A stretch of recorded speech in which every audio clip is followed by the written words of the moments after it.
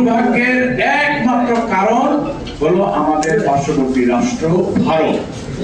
এখন আপনাদেরকে আমি আরেকটা জিনিস বলতে চাই, সেটা হলো যে আমরা বনি ইসরাইল না, আমরা গোলামের জাত না, আমরা হলাম বনি ইসমাইল।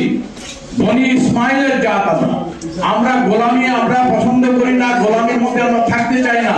আমরা 1 ঘন্টা জীবন ধারণ করবো সিংহের মতো, কিন্তু 100 ঘন্টা আমরা বিড়াল বা ইঁদুরের মতন আমরা জীবনযাপন করতে চাই না। আপনাদের গতকালকেও আপনারা দেখছেন যে আমাদের দালাল আছে, তাদের মধ্যে গোলামির ভাব আছে। তারা গতকালকেও আমি দেখলাম ভারতের কাছ থেকে 1500 কোটি টাকা দিয়ে ডিজেল কিনছে আমাদের দেশ। আর যারা আমাদের সঙ্গে এই সমস্ত বেইমানি করেছে, আমাদের দেশকে গোলাম করতে চায়, তাদের কাছ থেকে কেন আমরা ডিজেল কিনতে যাবো? কেন আমাদের মুসলিম কান্ট্রিগুলো নাই? তাদের সঙ্গে কি আমরা যোগাযোগ করতে পারি না? তারা না পারলে বলুক, আমরা করবো, জনতার দল করবে। অথচ তারা এই সামান্য শীত দ্বারা উঁচু করে দাঁড়াতে পারে না। তারা এখনই ভারতের কাছে তাদের সম্মান, মর্যাদা, ইজ্জত সমস্ত বিক্রি করে দিচ্ছে, এবং সেটা তারা বিক্রি করছে না, বাংলাদেশের সম্মান, ইজ্জত, মান, সম্মান, আত্মমর্যাদা বিক্রি করে দেওয়া হচ্ছে। এটা আমরা কখনোই সহ্য করবো না।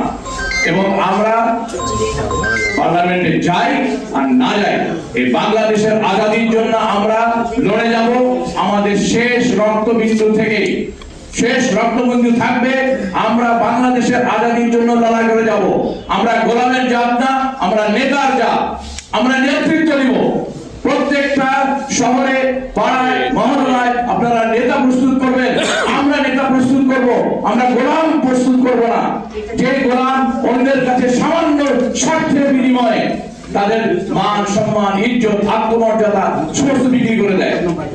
অতএব আপনাদের আমার এই প্রেস কনফারেন্সের মধ্যে দিয়ে আমি আপনাদেরকে জানাতে চাচ্ছি যে এই জাতিকে জানাতে চাচ্ছি যে আমরা এখন থেকে আমাদের আত্মসম্মান বোধটা 1 নম্বরে থাকবে, আল্লাহর উপর বিশ্বাস, ঈমান 1 নম্বরে থাকবে।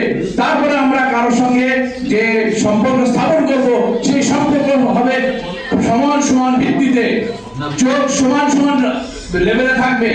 এইভাবে আমরা করব ইনশাআল্লাহ। আপনাদের সবাইকে ধন্যবাদ, এবং আমরা একটা উন্নত ভবিষ্যৎ বাংলাদেশের জন্য লিখবো। কিসের সহায়তায়?